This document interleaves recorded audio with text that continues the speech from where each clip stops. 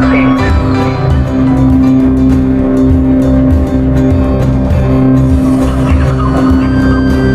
संगीत विद्रोह की समाधि पे फूल जला के तेरी मौत की बात मौत जला दूं।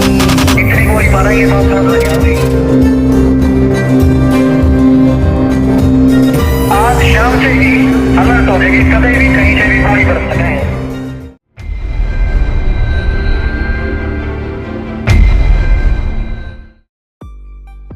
કેમ છો બધા મજામાં? आपको भाई गुजराती फूल मजे में जय, तुम्हारे को भी मजे में रहने को।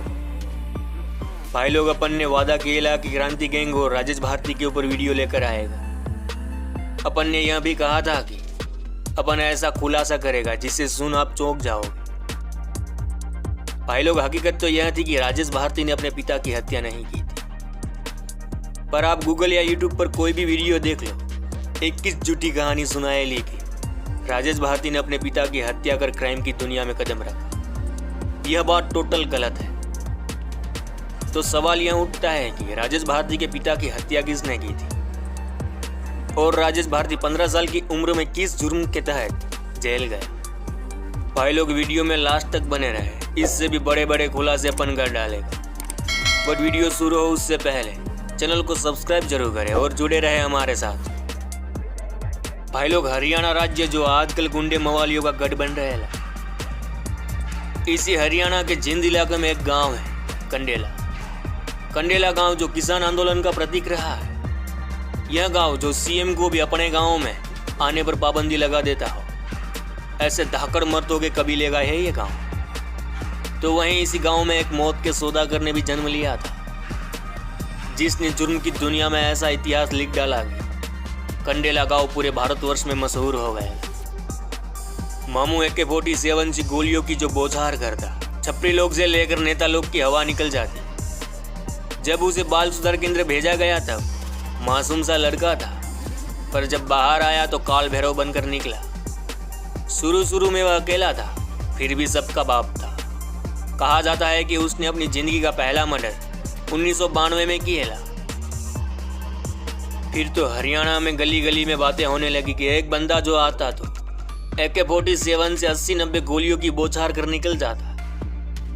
अब माहौल यह बन गया कि जिस बंदे को गैंगस्टर बनना वह इसकी गैंग में आना चाहता, मगर राजेश भारती कुछ उसूलों पे चलता था। इस वजह से हेरे गेरे को अपनी गैंग में शामिल ना करता।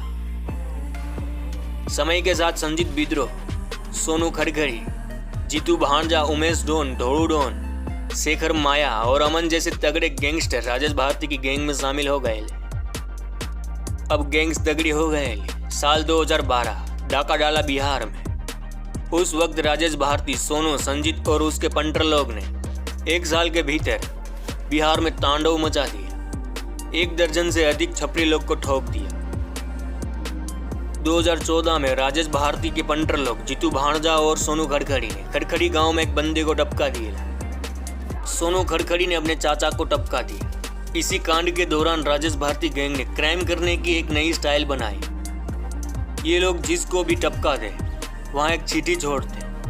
उसमें लिखा होता था कि हम उन लोगों को नहीं छोड़ेंगे जो अपराधी है, बलात्कारी है, करप्ट है। लास्ट में लिखा होता था क्रांति गैंग। भाई लोग बस यहीं से राजेश भारती ने अपनी गैंग को नाम दिया क्रांति गैंग। इसी गैंग के बैनर तले बिजनिवास के कारोबारी को 50 लाख की रंगदारी का फोन आया। वह किस्सा आज भी सोशल मीडिया में काफी मशहूर है। अब क्रांति गैंग हरियाणा, बिहार से लेकर दिल्ली तक यमराज बन चुकी थी। जब क्रांति गैंग सड़कों पर निकलती तो हर वक्त गाड़ियों का काफिला रहता, जिसमें राजेश भारती समेत उसके पंटर लोग AK-47 जैसी मॉडर्न राइफल से लैस रहे थे। उस दौर में किसी के माई के लाल में ताकत नहीं थी कि क्रांति गैंग को गिरा सके। क्रांति गैंग की तो बात ही छोड़ो, सिर्फ अकेले राजेश भारती ने 50 से अधिक व्यापारी, गैंगस्टर और छपरी लोग को ठोक रखा था। लूट, रंगदारी, किडनैपिंग के अनेक मामले उस पर दर्ज थे, जिनमें से कई मामले तो पुलिस रिकॉर्ड में है ही नहीं। क्रांति गैंग का संजीत विद्रोह जो अपने आप में एक भौकाल था। पर भाई लोग एक रापचिक कहानी सुनाऊं। संजीत विद्रोह की खुद की गैंग थी जो रोहतक में एक्टिव थी। संजीत विद्रोह और राजेश भारती का याराना था, इसी वजह से वह राजेश भारती के साथ रहता था। वहीं सोनू खड़खड़ी के ऊपर अपन ने वीडियो बना रखी है, वहां भी देखें। मगर भाई लोग, क्राइम की दुनिया के लोगों का एक सच यह भी है कि इनको मरना तो बेमौत ही है। राजेश भारती के साथ भी ऐसा ही हुएला। दिल्ली पुलिस ने उसका अध्याय ही खल्लास कर डाला। राजेश भारती और उसकी क्रांति गैंग के पंटर लोग से जहां दिल्ली, हरियाणा, पंजाब के लोग तंग आ चुके थे, वहीं दिल्ली पुलिस का भी मत्था फिरा हुआ था। साल 2016 स्पेशल सेल के डीसीपी संजीव यादव के नेतृत्व में पूरी पुलिस फोर्स निकल पड़ी, क्योंकि पुलिस को मुखबिरी मिल चुकी थी कि राजेश भारती और उसके पंटर लोग छतरपुर के चानन होला इलाके में एक फार्म हाउस पर आने वाले हैं। पुलिस ने जाल बिछाया। 31 घंटों के इंतजार के बाद दोपहर करीब 1 बजे एसयूवी कार आई, जिसमें राजेश भारती, उमेश डॉन, संजीत बिद्रो समेत उसके पंटर लोग थे। पुलिस का तो पहले से ही मत्था गर्म था और ऐसी गोलियों की बौछार हुई कि एसयूवी कार को महज डब्बा बना दिया। 23 सालों तक अपने साम्राज्य में दादा की तरह रहने वाले राजेश भारती और उसके पंटर लोग को ठोक दिया गया।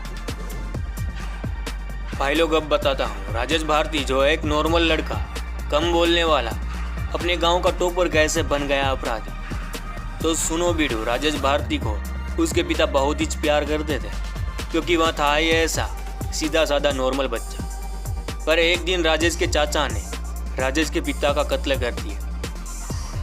जब राजेश भारती की माँ उसके पिता को बचाने गई तो उसका भी कत्ल कर दिया गया। उस वक्त राजेश महज 15 साल का था। 15 साल यानी समझदारी थी उसमें। उसने अपने माँ बाप को अपनी आंखों के सामने मरते देखा। उससे बर्दाश्त नहीं हुआ और उसके चाचा को ठोक दिया। फिर राजेश को हरियाणा पुलिस ने बाल सुधार केंद्र भेज दिया। पर अब उसने क्राइम की दुनिया को चुन लिया था। उसने जेल में भी एक बंदे को टपका दिया। जब वह जेल से बाहर आया, फिर अपनी बहन और भाई को लेकर गुड़गांव चला गया। भाई लोग, आप कंडेला गांव के किसी भी व्यक्ति को पूछोगे तो एक ही जवाब मिलेगा, राजेश ने अपने पिता को मारा। एक भी बंदा सच नहीं बताएगा, क्योंकि राजेश के चाचा लोग ने उसके पिता को मारा। वह वजह ही कुछ ऐसी थी कि दुनिया के सामने ना आए तो अच्छा है। पर भाई लोग, सच तो यह है कि राजेश भारती के चाचा लोग ने उनके माँ बाप का कत्ल किया। फिर राजेश ने उनके चाचा को मारा। बस लास्ट में यही कहूँगा, समझ जाना, राजेश के चाचा लोग की गलती थी। चलिए भाई लोग, इस गुजराती भाई का राम राम। मिलते हैं कुछ और गैंगस्टरों के अतीत को लेकर। तब तक जुड़े रहे हमारे साथ।